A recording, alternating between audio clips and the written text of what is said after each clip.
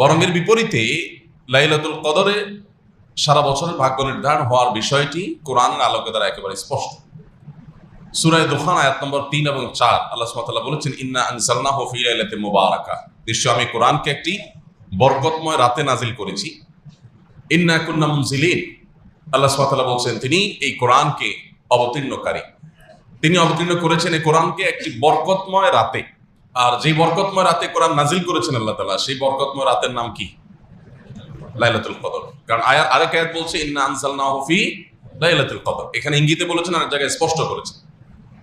তাহলে আল্লাহ বলেছেন যে একটি বরকতময় রাতে কোরআন নাজিল করেছে, অর্থাৎ শবে কদরে কোরআন নাজিল হয়েছে। ফিহা ইউফরাকু কুল্লু আমরিন হাকিম, পরের আয়াতে বলছেন সেই রাতেই, যে রাতে কোরআন নাজিল করা হয়েছে সেই রাতেই সব গুরুত্বপূর্ণ বিষয়সমূহ ধার্য করা হয়।